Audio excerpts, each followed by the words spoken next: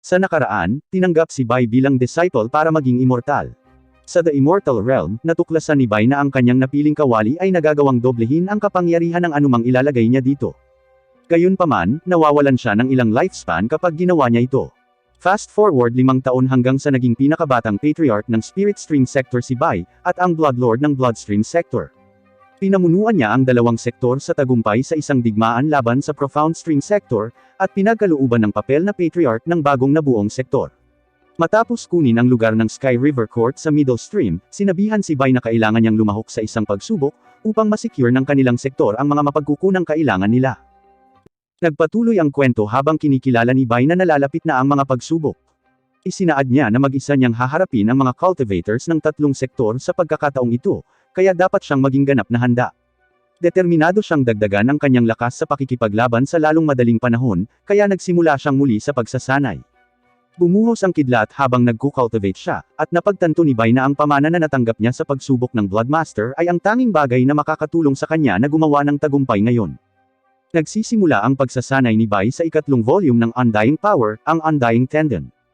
Ipinaliwanag niya na ang pagko-cultivate ng kasanayang ito ay hindi nagsasangkot ng iba't ibang yugto. Nagiging mas matindi ang pagsasanay, at sinabi pa niya, na hanggat ang lahat ng litid sa katawan ay siksik, kahit isang parte lang ng katawan ang kanyang naperpekto, maaari na itong maging battle strength niya kaagad. Sa ibang lugar, naglalakad si Zhang sa isang kagubatan habang pinapaalalahanan niya ang kanyang sarili na may 5 araw na lang bago dapat pumunta si Bai sa mga pagsubok. Umaasa si Zhang na makagawa ng isang pambihirang tagumpay sa kanyang sinaunang pamamaraan ng will at espiritu, upang mabigyan man lang niya si Bai ng isang spirit-refined artifact bago siya umalis. Gayunpaman, sa sandaling iyon, tumigil si Zhang sa kanyang sarili nang mapansin niya ang ilang mapanganib na mga marka ng kuko. Ang tanawin sa likod ng puno ay nakakagulat, habang sinusubukan ni Zhang na alamin kung ano ang nangyari. Nakita niya na may nangyaring massacre at naisip niya kung ano ang nangyari sa lahat ng mga hayop. Siya ay nagpasya na ang paghusga mula sa amoy ng dugo, ang insidente ay sigurado na nangyari kamakailan lamang. Nag-imbestiga pa si Zhang, at sinabi na mukhang ang espiritual na kapangyarihan ng lahat ng mabangis na hayop ay naubos ng nilalang na pumatay sa kanila. Ito ay isang ganap na kakilakilabot na tanawin, kaya't si Zhang ay nagtataka kung may isang kakilakilabot na nangyari sa kagubatan. Sa sandaling iyon, nakarinig siya ng malakas na tunog habang umuuga ang lupa sa ilalim ng kanyang mga paa, kaya pumunta siya upang tingnan kung ano iyon. Pagdating niya, nalaman niyang nagbago si Tiden sa kanyang mas malaking anyo, at kasalukuyang nakikipaglaban sa isa pa sa mabangis na hayop. Sa kasamaang palad, nagkaroon ng matinding pinsala si Tiden, kaya inihanda ni Zhang ang sarili sa laban upang ipagtanggol ang inampun na Beast King na anak ni Bai. Tumayo si Tiden, at malinaw na masasabi ni Zhang na ayaw ni Tiden na makisali si Zhang.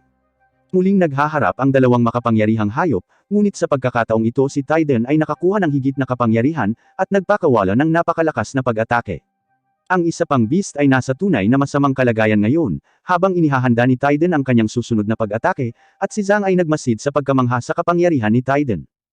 Hindi rin ito ordinaryong kapangyarihan ni Tiden, dahil napagtanto ni Zhang na pumasok si Tiden sa False Core Realm. Pagkatapos ay ginamit ni Tiden ang napakalawak na pag-atake upang tapusin ang hayop, at iniwan ang kagubatan sa apoy. Nagpakawala siya ng malakas na dagandong, at naramdaman agad ni Bai na si Tiden iyon.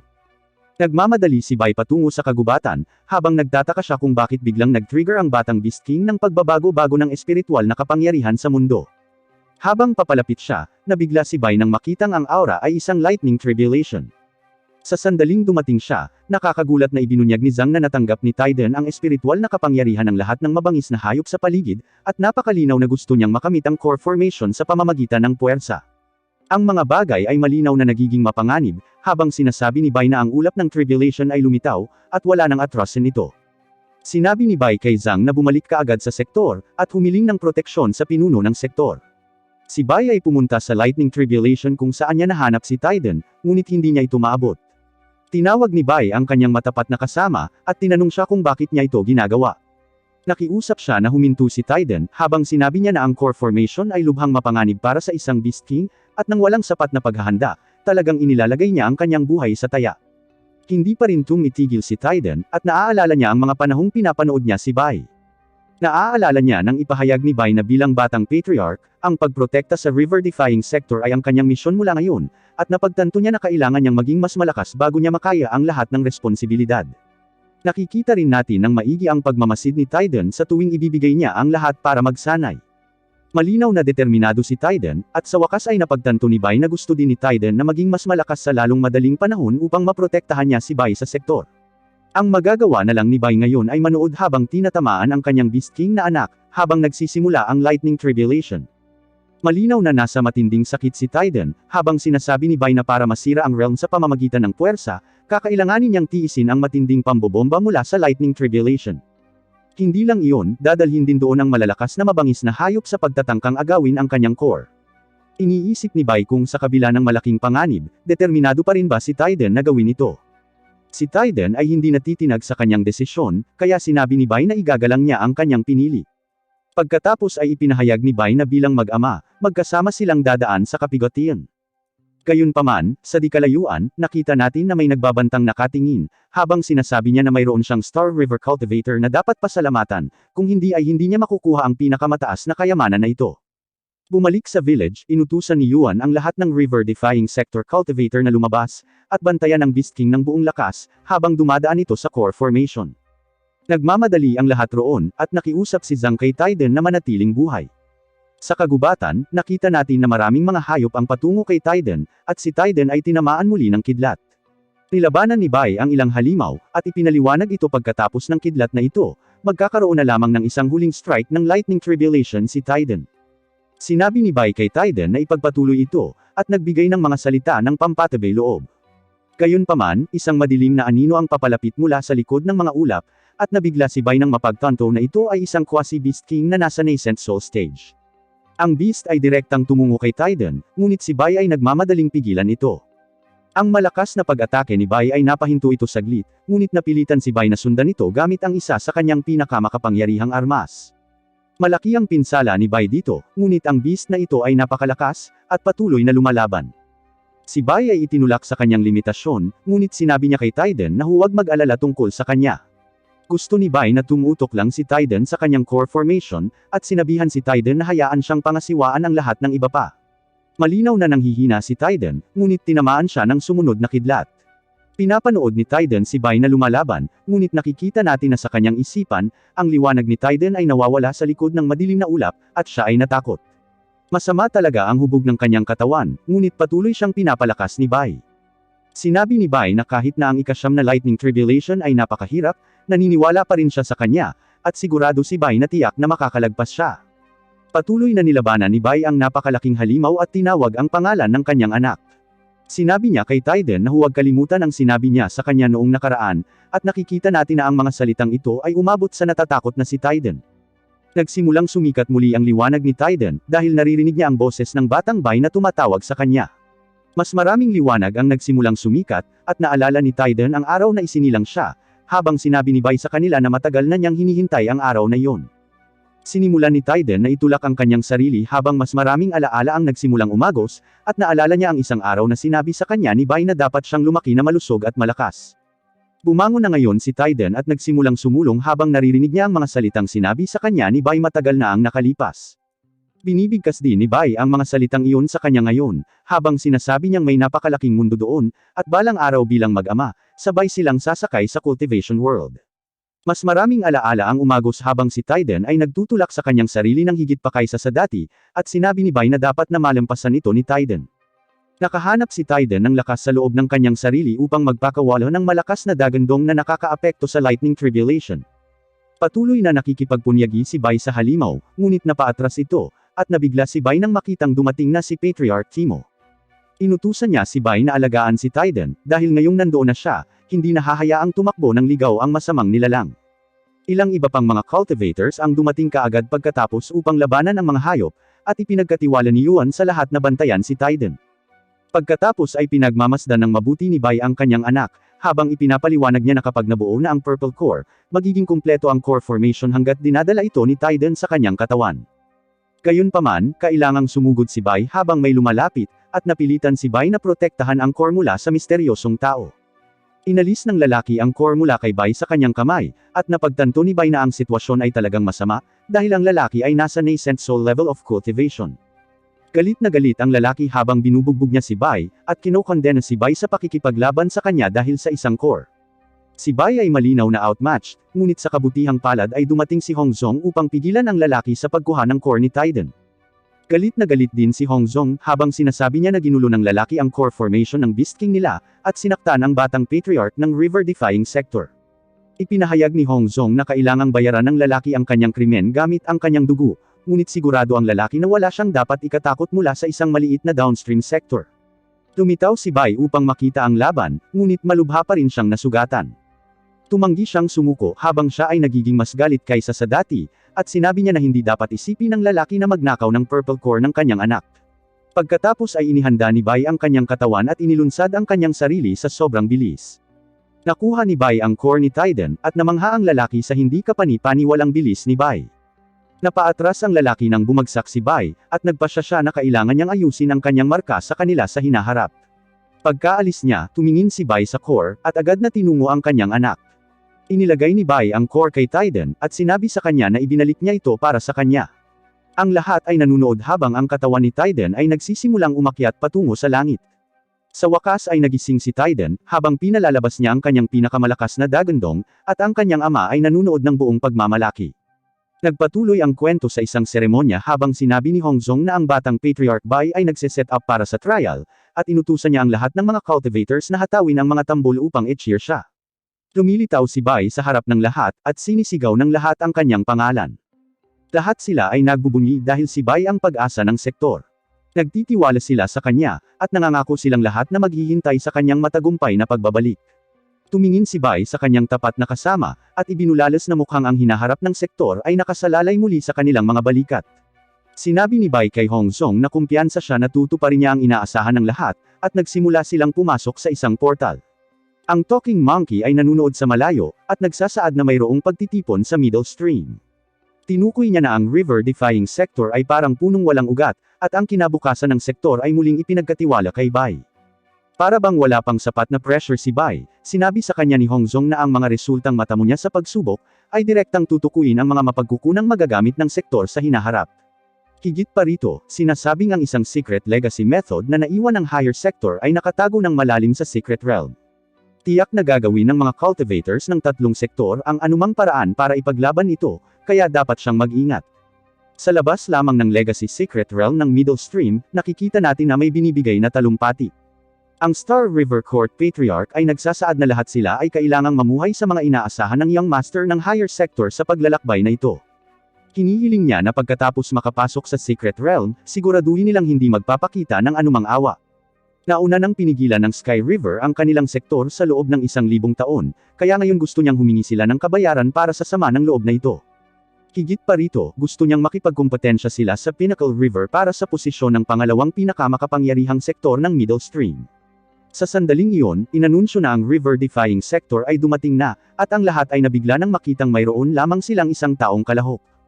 Nagtataka sila kung kulang sa tao ang river-defying sector, at bumubulong kung gaano sila kaawa-awa. Hindi lang sila ang nagulat dahil hindi makapaniwala si Bai na napakaraming tao ang dinala ng ibang sektor. Sinimulan silang kagalitan ng karamihan, habang sinasabi nila na sila ay dapat na isang marangal na middle stream sector, ngunit sa hindi inaasahang pagkakataon ay nagpapadala lamang sila ng isang disipulo. Kinukutya nila sila sa pagkakaroon lamang ng isang golden core cultivator sa kanilang buong sektor, dahil ang ganitong sitwasyon ay talagang hindi naririnig. Nagtanong pa nga ang isang lalaki na kung magiging ganito sila kaawa-awa, bakit kailangan nilang pumunta doon para ipahiya ang sarili nila. Lalong lumala ang mga pangyayari, dahil sinabi ng isa pang lalaki kay Bai na may aso ring sumusunod sa kanya ng walang dahilan. Sa wakas ay nagsalita na si Bai, habang ipinapaliwanag niya na alam niyang sinusubukan lang siya ng lalaki na i-provoke siya para umasal siya ng hindi naaangkop sa harap ng lahat, ngunit hindi niya planong mahulog sa kanilang malamya na maliit na panlilin lang. Ang mga insulto ay nagpapatuloy habang sinasabi nila na mayroon silang kabuoang 1.5 miyembro kung bibilanggan nila ang aso. Ipinapalagay ni Chen Yun na nangangahulugan ito na tinitingnan nila ang lahat ng mga tao at beasts ng river-defying sector, ngunit hindi man lang makapag-ipon ng isang disenteng bilang sa huli. May mga tawanan mula sa kung saan-saan habang sinasabi nila kay Bai na umuwi na lang. Iniisip ni Bai kung paano malinaw na may lakas ang dalawang sektor sa mga numero, at natatakot siya na maaga silang sumang-ayon sa taktika na i-target siya. Dahil dito, nagpasya si Bai na tutugon siya ng naaayon. Lumapit si Chen Yun kay Bai, at sinabi na kung ang pinahina na Sky River Court ay hindi bumagsak, ang kanyang river-defying sector ay hindi kailanman magkakaroon ng karapatang maranasan ang tanawin ng middle stream. Si Bai ay nakikipaglaro at sumang-ayon kay Chen Yun, habang sinabi niya na ang isang ordinaryong tao na tulad niya ay hindi nakaka-appreciate ng landscape ng Middle Stream, at dumating lamang siya upang punan ang kanilang lugar para sa pagsubok. Gusto ni Chen Yun ang kanyang naririnig, habang sinabi niya kay Bai na ang isang batang tulad niya ay walang karapatang tumayo sa parehong lugar na katulad niya. Sinang-ayunan din ito ni Bai, at nangakong mananatiling 100 hakbang ang layo sa kanya. Si Chen Yun ay nagsimulang makaramdam ng pagiging superior ngayon, habang ipinapaliwanag niya kay Bai na ang kanyang maliit na sektor ay may lahat ng dahilan para matakot, ngunit ipinaliwanag ni Bai na ang talagang kinakatakutan niya ay makita bilang isang matanda. Hindi naiintindihan ni Chen Yun, kaya ipinaalala ni Bai sa kanya na umiyak si Chen Yun nang isipin niya na ang stone tablet ng river-defying sector ay ang kanyang ama, at natatakot ngayon si Bai na baka kilalanin siya ni Chen Yun bilang kanyang lolo. Ang mga salita na ito ni Bai ay talagang nakakakuha ng tawa mula sa karamihan, kaya napilitan si Chen Yun na sabihin sa kanilang lahat na tumahimik. Ang tawanan ay mabilis na natapos gayunpaman, nang dumating ang mga disipulo ng Dao River Court, at si Bai ay namamangha na maramdaman ang kapangyarihan ng nangungunang sektor ng Middle Stream. Nangangahulugan ito na ang lahat ng 4 na sektor ay naruroon, kaya ang mga pinuno ng bawat sektor ay nagsimulang buksan ang Secret Realm. Bago pa man ito mabuksan, ang sobrang nainsulto na si Chen Yun ay ginagawang prioridad niya, na sabihin kay Bai na babayaran niya ito ng 2 beses para sa pagpapamukha sa kanya na tanga. Nagsimulang magbukas ang Secret Realm kaya sinabi ni Bai kay Tiden, na pagkatapos magsimula ng pagsubok, dapat siyang manatiling malapit sa kanya. Bumalik sa isip ni Bai ang ilang mga salitang sinabi sa kanya ni Hong Zong. Sinabi niya kay Bai na kung makatagpo siya ng anumang banta sa kanyang buhay, okay lang na hindi makakuha ng kahit isang selyo, dahil sa pamamagitan lamang ng pagpapanatiling ligtas sa kanyang sarili, magkakaroon ng hinaharap ang river-defying sector. Nagsisimula ang pagsubok, at lahat ay pumapasok sa array habang naririnig nila ang mga panuntunan. Ang pagsubok ay nahahati sa 2 yugto. Ang pagpatay sa mga cultivators ay ipinagbabawal sa buong lugar. Ang isa na nagtagumpay sa mga hadlang at nakakuha ng pinakamaraming silang siyang mananalo. Ang unang yugto ay isang karera. Ang unang taong dumaan sa wasteland ay magti-trigger ng pagsisimula ng pangalawang pagsubok, at makapagsisimula sa labanan para sa mga sale. Nagsisimula ang karera habang sinasabi ng mga alagad ng Star River Court kung gaano kadali ang maikling karera na ito kapag lumipad sila gamit ang kanilang mga espada. Gayunpaman, mabilis nilang nalaman na may mga paghihigpit sa kalangitan, at hindi sila nakakalipad. Nangangahulugan ito na dapat nilang gamitin ang kanilang pisikal na bilis, ngunit lahat sila ay tiwala pa rin dahil ang karera ay tila napakasimple. Ipinagpatuloy nila ang karera, ngunit nagulat sila nang may mga spike na lumabas sa lupa. Ang mga spike ay nakamamatay, kaya dapat magmadali si Chen Yun para iligtas ang kanyang mga disipulo. Ipinaliwanag niya na ang kapangyarihan ng Thorn Trap ay aktual na maihahambing sa late-stage core formation level, ngunit nagulat siya nang makitang gumamit ng array ang Dao River Court upang dumaan sa mga bitag. Nagmamasid si Bai mula sa malayo at sinabi kay Tiden na hindi sila lalaban para sa unang pwesto. Sa halip, patuloy lang silang susunod sa ibang sektor. Nakita ni Chen Yun na pinuprotektahan ng array ang mga disipulo ng Dao River, at nagpa siya na ganoon din ang gagawin nila. Ang sektor ng Pinnacle ay gumagawa ng parehong bagay, ngunit ang isang disipulo ay nagtataka kung dapat ba silang gumawa ng isang bagay tungkol kay Bai. Tinawag ng kanilang pinuno si Bai bilang isang basura, at sinabing hindi sila mag-aaksaya ng kanilang oras sa kanya. Plano ng Star River Court na huwag pansinin din siya, ngunit sinabi ni Chen Yun na kapag nakakuha sila ng sapat na seal, itatapon nila si Bai. Tumawag si Bai kay Chen Yun, habang sinasabi nitong huwag mag-alala, dahil nangako siyang tutuparin ang kanyang salita at lalayuan siya. Pagkatapos ng maikling sandali, sinabihan ni Bai si Tiden na maaari na silang magsimulang maghanda, at inihanda ni Bai ang kanyang mga paa. Pagkaraan ng ilang sandali, nakita natin na ang ibang mga sektor ay labis na nahihirapan sa mga bitag na spike, ngunit sa wakas ay nakalabas din ang Star River Court. Gayunpaman, talagang natigilan sila nang makitang naroon din si Bai. Alam nila na siya ay nagtatrabaho ng mag-isa, at nagtataka kung paano niya naabutan ang mga ito. Kapansin-pansing sinabi ni Bai na masyadong makapangyarihan ang mga bitag, at muntik na siyang mapatay, ngunit tinawag siya ni Chen Yun na sinungaling habang gumagamit siya ng pag-atake. Nauunawaan ni Chen Yun na labag sa mga patakaran na patayin si Bai mismo, kaya plano niyang i-activate ang mga bitag nila sa paligid ni Bai para iwan siya nang walang mapupuntahan. Ang mga bitag ay inilagay sa paligid ni Bai, ngunit iniiwasan niya ang bawat isa sa mga ito, at iniisip ni Chen Yun kung kahit papaano ay nahuhulaan niya kung saan lilitaw ang mga bitag. Gayunpaman, pagkatapos niyang panoorin siyang umiwas ng ilang beses, naging napakalinaw sa kanya na si Bai ay nakakagulat na umaasa sa kapangyarihan ng body refinement. Sa sandaling ma-activate ang bitag, nakaalis na siya sa hanay ng pag-atake nito. Ito ay hindi kapanipaniwala sa kanila, habang sinabi niya na hindi ito ang bilis na dapat magkaroon ang core formation cultivator. Nalampasan ni Bai ang lugar, ngunit sa kasamaang palad, ang susunod na lugar ay may mga bitag din.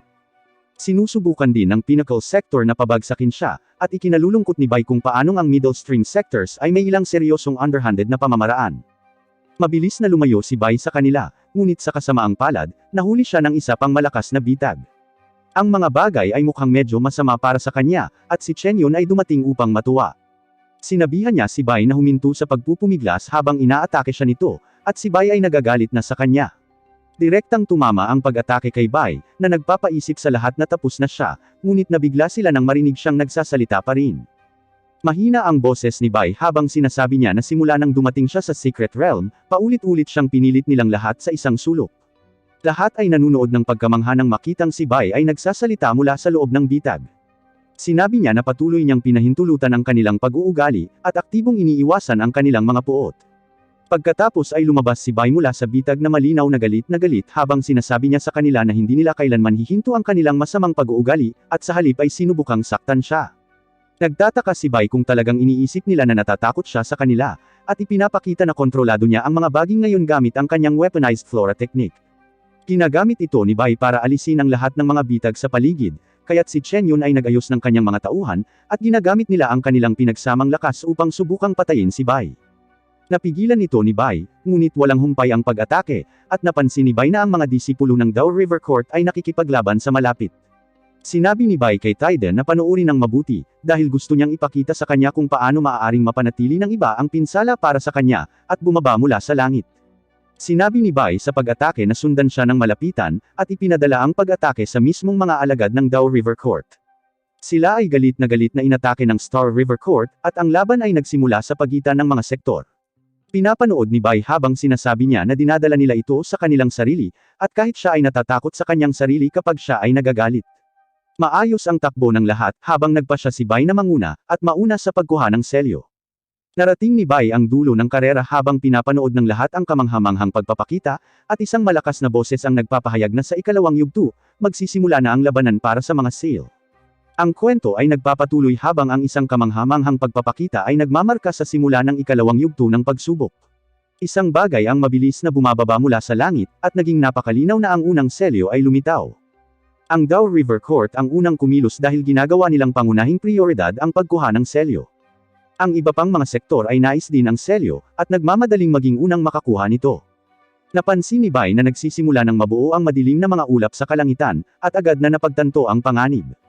Mabilis na lumapit sa kanya ang mga disipulo ng Dao River, habang nagtatanong sila kung sino ang mga ngahas na hamarang sa daanan ng Dao River Court. Si Bai ay hindi masyadong nag-aalala tungkol sa kanila bagaman, habang siya ay nagpasya na hayaan ang iba na lumaban para sa unang selyo, at gagawin na lang niya ang kanyang hakbang kapag nakahanap siya ng mas ligtas na pagkakataon. Pinahihintulutan ni Bai ang sobrang sabik na grupo na mauna sa kanya, at sinabi nila sa kanya na at least alam niya ang kanyang mga limitasyon. Pinapanood sila ni Bai na tumatakbo at pagkatapos ay pinapanood sila na tinatamaan ng kidlat.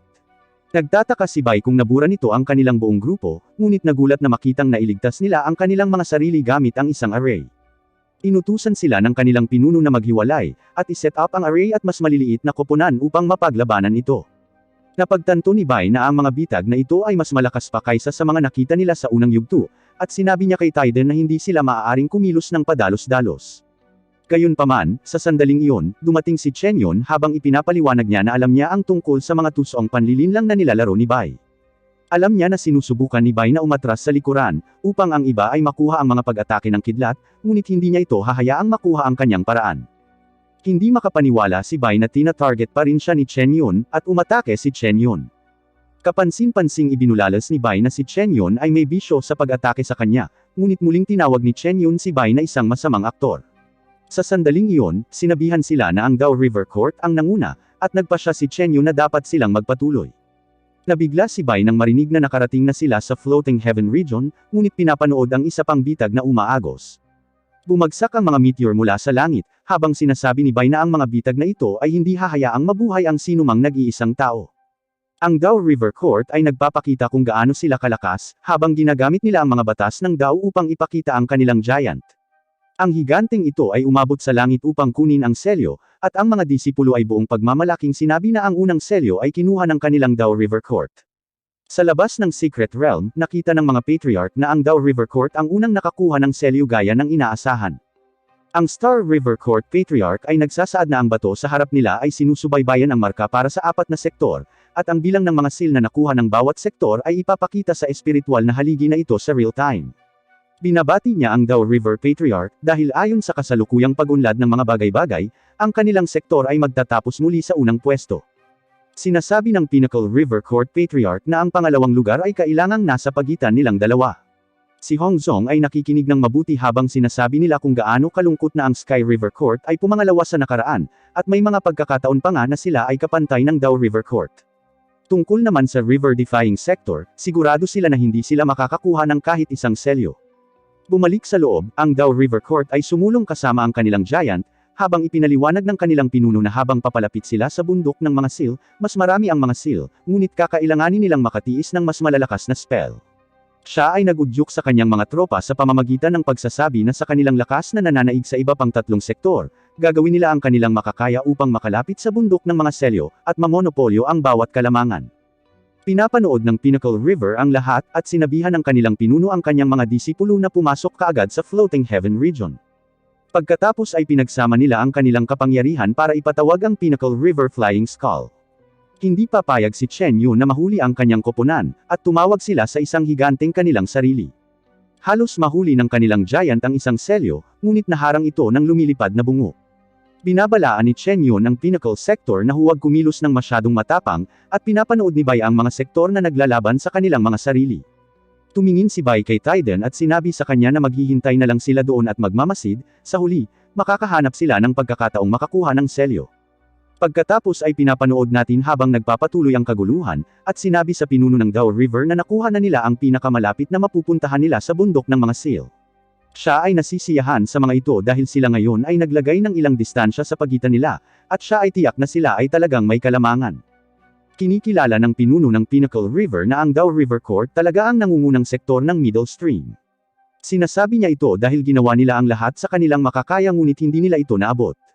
Parehong distansya ang ginawa ng team ni Chen Yun pero okay lang sa kanya dahil naniniwala siyang ang Pinnacle River Court lang ang kalaban nila.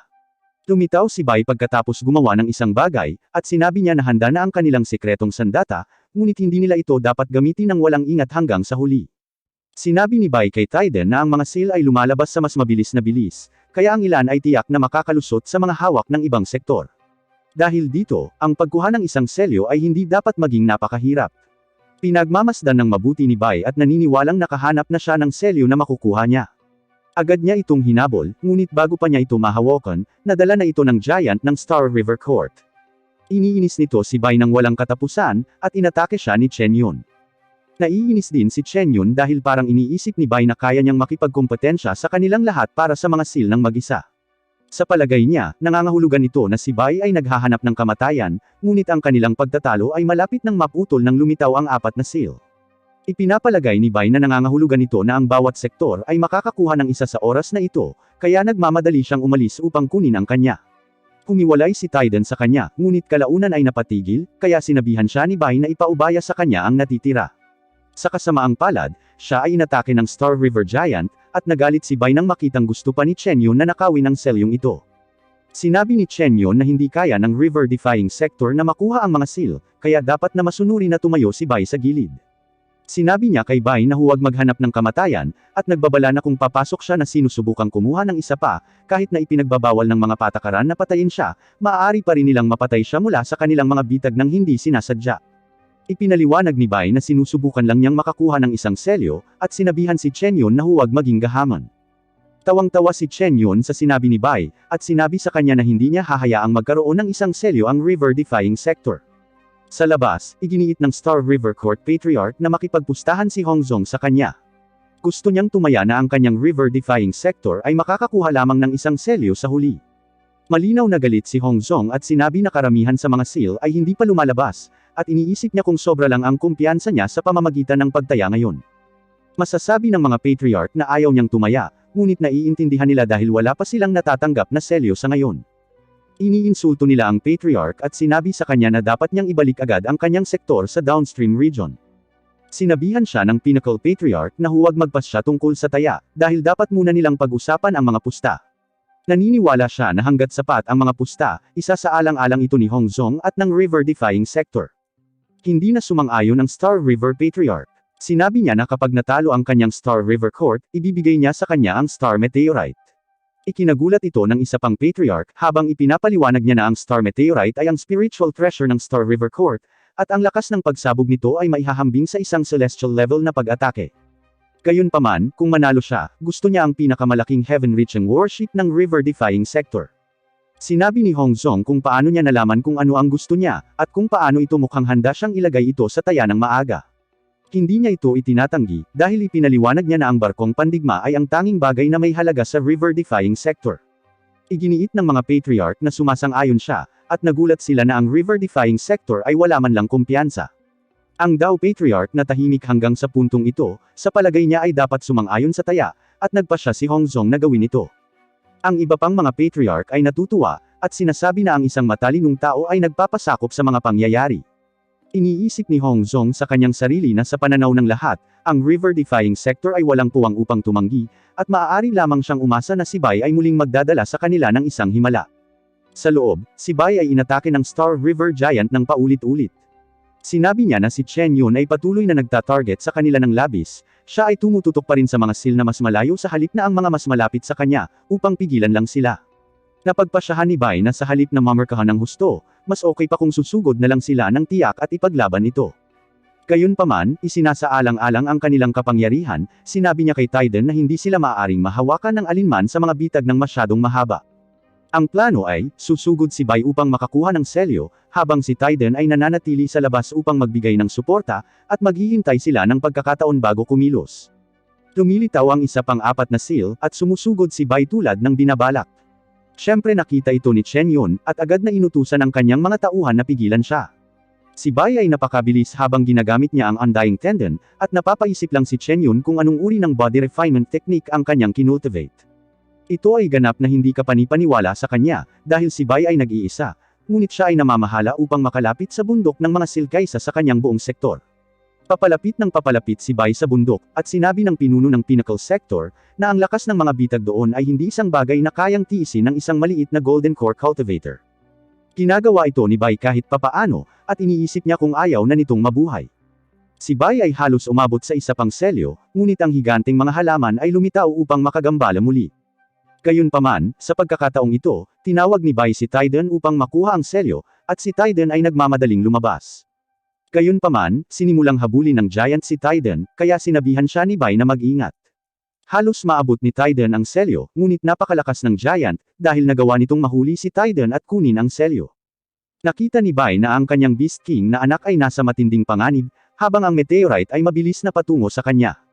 Nagtataka si Chen Yun kung ang isang meteorite ng Floating Heaven Region ay maaaring agad na pumatay sa Little Beast, at nagpadala siya ng mga disipulo kay Bai. Madaling napatumba sila ni Bai, ngunit nakikita natin na ang meteorite ay papalapit na, at si Tiden ay hindi makagalaw.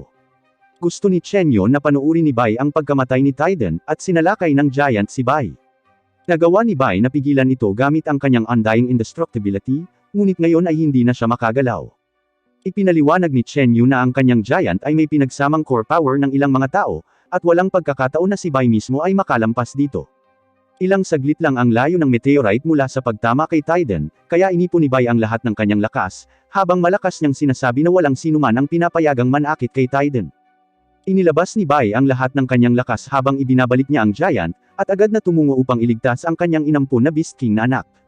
Ang lahat ay nanunood ng may pagkamangha nang makita na kahit papaano ay nailigtas ni Bai si Tiden, at sinabi niya sa kanyang anak na ang lahat ay maayos na ngayon. Malapit nang maging masama ang mga bagay-bagay para sa lahat dahil labis na nabalisa si Bai, at ipinaliwanag niya sa kanila na gusto lang niyang kunin ang isang selyo, ngunit inilantad silang lahat sa mortal na panganib. Galit na galit si Bai ngayon, habang tinanong niya sila kung gusto talaga nila ang mga seal. Hindi niya kailangan ng sagot, habang sinabi niya na mula ngayon, gagawin niya na ang Star River Court ay hindi makakuha ng kahit isang scrap ng selyo. Nagpatuloy ang kwento pagkatapos lang na mangako si Bai na hindi niya hahayaan ang Star River Court na makakuha ng kahit isang scrap ng selyo. Marami pang mga seal ang lumalabas, kaya hinabol sila ni Bai, na nagpaisip kay Chen Yun kung nabaliw na ba siya, dahil binabaliwala lang ni Bai ang mga bitag. Muntik nang lumunin si Bai ng meteorite, na nagudyok kay Chen Yun na sabihin na dapat limitahan ni Bai ang kanyang pagmamayabang. Sa tingin niya ay nasaktan si Bai ng meteorite, at nadismaya nang makitang wala siyang backup na hakbang para protektahan ang sarili.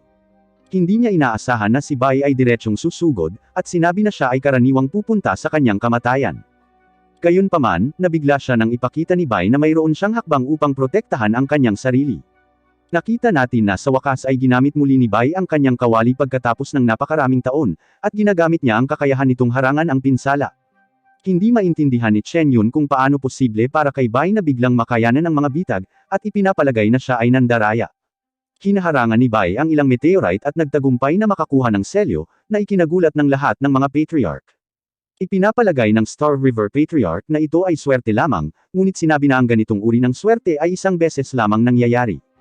Gayunpaman, ang haligi ay nagpapakita na ang river-defying sector ay mabilis na nakakakuha ng mga seal.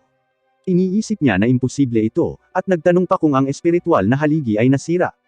Ang iba pang mga patriarch ay nagtataka kung ano ang eksaktong nangyayari doon, kaya ipinaliwanag ni Hongzong na ang kanyang sektor ay mayroon lamang isang kalahok sa pagsubok, ngunit ang isang kalahok ay nagkakahalaga ng libu-libong kalahok. Sa loob, ibinalik ni Bai ang Star River Giant upang makuha ang isa pang selyo, na minarkahan ang kanyang ika-19. Nakagalit ito kay Chen Yun, habang sinabi niya na si Bai ay mas mababa at kasuklam-suklam gaya ng kanyang sektor, at sinabi kay Bai na nagagawa lang niyang agawin ang mga seal na iyon sa pamamagitan ng paggamit ng pandaraya. Galit na galit din si Bai, at sinabi kay Chen Yun na para sa iba pang mga selyo, wala siyang karapatan na kunin man lang ang mga ito. Pagkatapos ay sinubukan ni Chen Yun na ituro ang bawat selyo na nakikita niya, para mahabol ito ng kanyang koponan, ngunit kinukuha lang ni Bai ang bawat isa bago sila magkaroon ng pagkakataon. Naglalaho ang mga selyo sa harap ng mga mata ni Chen Yun, at kailangang ipaliwanag ni Bai na lahat sila ay nakuha niya. Ipinaliwanag ng team ni Chen Yun na si Bai ay nakapasok na at walang paraan para pigilan siya. Masyadong nagagalit si Chen Yun para sa mga salita, at sinabi ni Bai na maaari ding nakakainis na magkaroon ng masyadong maraming seal, ngunit masisisi lamang niya ang kanyang sarili sa pagiging napakahusay. Sinabi ng pinuno ng Pinnacle River na hindi kayang pigilan ng isang buong grupo ng mga tao ang isang tao, at tinawag niyang inutil ang Star River Court. Nangako si Chen Yun na hahabulin siya pagkatapos niyang makipagharap kay Bai, at sinabihan ang lahat sa kanyang team na baguhin ang target ng kanilang giant kay Bai, dahil siya lang ang target nila ngayon. Pagkatapos ay nakipaglaban si Bai sa giant, ngunit napakalakas nito, kaya tumakbo si Bai at nakakuha ng ideya. Pinapasunod niya ito, at ginawang maatake ng giant ang Pinnacle River Skull. Ikinagagalit ito ng pinuno ng Pinnacle River, kaya kailangang ipaliwanag ni Chen Yun sa kanya na aksidente iyon. Sinabi niya sa kanya na hindi lang nilayo ng malupit na si Bai na nakawin ang lahat ng mga selyo ng Star River Court, ngunit tinitingnan din niya ang mga selyo ng Pinnacle River Court ngayon. Tumangging makinig ang Pinnacle Leader, at karaniwang nanunood lang si Bai habang nagtatalo sila sa isa't isa. Ang Pinnacle Leader ay hindi makawala sa katotohanan na ang kanilang bungo ay inatake nila, ngunit ipinaliwanag ni Chen Yun na ang lahat ay nagsimula kay Bai. Sinabi niya na mayroong isang limitadong bilang ng mga selyo, at kung hahayaan nilang magpatuloy siyang mandaya, tiyak na matatalo silang lahat. Patuloy silang nagtatalo kung sino ang mas malakas, at kalaunan ay nagkasundo sa isang taya upang makita kung sino ang unang papatay kay Bai. Nagpasya sila na ang natalo ay kailangang tawagin ang nanalo bilang ama, at sinimulan nilang habulin si Bai. Ayaw madamay ni Bai sa kanilang pagtatalo, pero tinuturo nila na siya ang pangunahing salarin. Nag-iisip ang isang alagad ng Dao River kung dapat ba silang gumawa ng isang bagay tungkol sa iba, ngunit sinabihan sila ng kanilang pinuno na huwag pansinin. Isa lang silang good for nothing na grupo, at dapat silang tumuon sa pagpapalakas ng kahusayan ng Dao River Court. Ang pinuno ay nabigla nang makitang si Bai ay lumayo pa ng hindi nagkakaroon ng kaunting pinsala, at ipinapalagay na mayroon siyang kakaibang pamamaraan. Natatakot siya na baka maging sakuna ito para sa kanila, at nagpasya na kailangan nilang itaboy si Bai. Sila ay umatake kasama ang Dao Giant, at napagtanto ni Bai na sa wakas ay hindi na nila mapipigilan ang kanilang mga sarili sa pag-atake sa kanya. Hindi ito maganda habang sinasabi ni Bai na ang mga pag-atake ay makakaubos ng espiritual na kapangyarihan ng kanyang kawali, at hindi na ito magtatagal ng mas matagal. Napagtanto ng kanyang mga umaatake na hindi nila siya mahuli, at iniisip kung ano ang dapat nilang gawin. Alam nila na ang mga ordinaryong bitag ay walang silbi sa kanya, ngunit sinabihan sila ng pinuno ng Dao na sundin ang kanilang pag-atake sa pamamagitan ng paglibot sa kanya. Ang mga bagay ay mukhang masama para kay Bai, ngunit sa kabutihang palad, may inihanda siya ng maaga. Sa sandaling iyon, ang bitag ni Bai ay tinanggal, at ang kanyang mga kaaway ay natatakpan ng kanyang elixir na usok. Nawala sa isip ang lahat ng kanyang mga kaaway dahil sa mga epekto ng kanyang elixir, at nagpatuloy siya upang mangolekta ng higit pang mga selyo. Hindi na nila makontrol ang kanilang mga ipinatawag na nilalang, at nagpatuloy si Bai sa pagkuha ng 29 na seal. Nagagawa nilang gumamit ng kakayahang alisin ang usok, at ipinaliwanag ng pinuno ng Dao na ilang mismo lang ang nakakalito sa mga iniisip ng mga tao. Ipinaliwanag niya na hindi ito mahalaga, dahil hindi na kailangan pang umatake. Naabot na nila ang kanilang layunin, dahil nasa unahan ang ipinagbabawal na rehiyon ng kamatayan. Nakarating si Bai sa lugar, at napagtanto na alam ng kanyang mga kaaway na ang river-defying sector ay walang gaanong kaalaman tungkol sa Secret Realm. Kaya naisip nila ang hakbang na ito, na pinipilit siya sa isang dead end. Labis na nagpupumiglas si Bai habang nilalabanan niya ang malalakas na pagtama ng kidlat, at ipinaliwanag ni Chen Yu na ang mga bitag sa Forbidden Region ay 100 beses na mas malakas, kaya walang pag-asang mabuhay si Bai. Patuloy na nagpupumiglas si Bai, at napagtanto niyang nauubos na ang espiritual na enerhiya ng kanyang kawali, kaya kailangan niyang maghanap ng ibang paraan palabas. Pagkatapos ay ginamit ni Bai ang kanyang heaven-reaching eyes of the law. Nagtataka siya kung bakit may ibang barrier sa loob ng lugar, at iniisip niya na baka may kakaiba doon. Sigurado si Bai na sa ilang pag-atras lang, mapapalibutan siya at aatakihin pa rin ng 3 court. Sinabihan niya si Tiden na maghanda, at bilang mag-ama, aasa muna sila sa kanilang swerte. Nauubusan na sila ng oras habang nagsisimula ng sirain ng kidlat ang kanyang kawali, kaya tumalon ang dalawa patungo sa barrier. Nagulat ang lahat nang makita siyang gumawa ng ganitong paglukso, at ang kawali ni Bai ay nawasak, na nag-iiwan sa kanila na ganap na matamaan ng bitag ng kidlat. Sumigaw si Bai habang sabay silang inaatake, at nagising si Bai pagkatapos mag-blackout. Natutuwa siyang makitang kasama niya si Tiden, at laking gulat niya nang lumitaw ang batong kanilang kinatatayuan. Napagtanto ni Bai na ang mga bagay ay eksakto sa kanyang nahulaan. Ang mga bitag ay isang diversion lamang, at ang huling barrier na ito ay ang pinakahuling pagsubok din ng trial. Tinanong ni Bai kung sino ang nagawang manatili sa bitag ng kamatayan ng walang anumang takot, at ibinigay ang lahat ng mayroon siya. Tinanong niya kung sino ang nakarating sa paanan ng Mountain of Seals, at nakahanap ng shortcut sa tagumpay. Sinabi niya na ang kanyang natatanging sarili ang dapat sisihin. Kinahangaan ni Bai ang kahangahangang tanawin, ngunit sinabi na hindi ito maa-appreciate ng kanyang mga kaaway, at mamangha na lamang silang manood sa kanya. Pinagalitan pa sila ni Bai sa pamamagitan ng pagturo kung paanong wala sa kanila ang nakahawak sa bundok ng mga seal noon, at tinanong niya kung gusto nilang malaman kung ano ang nasa loob nito. Ipinaliwanag niya na ang lahat ng mga selyo ay lumipad mula doon, at maaaring marami pang naghihintay sa kanya. Halos hindi marinig ng mga alagad ang kanyang sinasabi dahil nasa malayo siya. Iniisip nila na sinabi niya, tulad ng, hindi pa nila nahawakan ang kanyang puwet, at nais niyang ipakita sa kanila ang hindi mabilang na mga kayamanan na kanyang itinago. Ang pinuno ay tumangging mapahiya at nangakong papatayin si Bai. Pakiramdam ni Bai ay parang malungkot ang kanyang buhay tulad ng niebe, ngunit sinabi nito na lahat ng mga ekspertong tulad niya ay may ganitong kapalaran. Malugod na tinatanggap ni Bai ang kanilang pagkamuhi gayunpaman, dahil sa higit nilang pagsusumpa sa kanya, mas masaya siya na hawakan ang bundok ng mga selyo. Hinawakan ito ni Bai, ngunit laking gulat niya nang makitang hindi siya nito hinayaang humiwalay. Isang malakas na boses ang nanggaling sa bundok. Ipinapaliwanag nito na ang isang tao ay sumanib sa bundok upang maging isang tao ng bundok, at ang isang tao sa harap ng bundok ay tinatawag na isang immortal. Ang lahat ay pagkatapos ay lubos na nabigla dahil hindi nila maintindihan kung bakit ang lahat ng mga selyo ay bumabalik. Gulat na gulat din sila sa labas habang ipinapakita ng haligi na wala na ang lahat ng selyo. Sinasabi ng bundok na ang 100 seal ay pagmamayari ng isa, at hiniling ni Chen Yun na ibalik nila ang mga seal. Hinahabol ng kanilang mga giant si Bai, ngunit mabilis silang napahinto ng mga bitag ng kidlat, at wala silang magagawa. Ang tinig ng bundok pagkatapos ay nagsasaad na ang ultimate sound ay bubuhayin. Inanunsyo nito ang Human Mountain Arts habang ang lahat ng mga seal ay pumapasok sa katawan ni Bai, at ang mga patriarch ay hindi makapaniwala sa kanilang naririnig. Ang kanilang kawalang paniwala ay lalo pang lumaki nang ang haligi ay lumiwanag na napuno ang lahat ng mga lugar ng river-defying sector. Imposible ito, at nagtataka sila kung paano mapupunta ang lahat ng seal sa isang sektor. May tunog ng kampana na ikinalito din nila, kaya nagsimula silang magpanik. Natukoy nila na may mali sa buong Secret Realm, at iniisip na dapat nilang makontakt ang emissary. Mukhang may alam ang Dao River Patriarch, at nagsasabi na ang tunog ay talagang tinatawag na Legacy Bell. Sa ibang lugar, ipinaalam kay Li Yuantian ang sitwasyon. Sinabi sa kanya na si Bai ay sumanib sa 100 seal, at nakakagulat na nakuha ang mana ng Master Sector. Siyempre nakagulat ito kay Li Yuantian, kaya nalaman niyang hindi siya nagkamali tungkol kay Bai. Sinabi niya na gusto ng Star Domain na sugpuin ang river-defying sector para malampasan ang kanyang Sky Domain, ngunit mukhang nagkamali na naman sila. Inutusan niya ang kanyang nasasakupan na bumaba sa Secret Realm. Dapat niyang bantayang mabuti si Bai, at siguraduhin hindi siya mamamatay.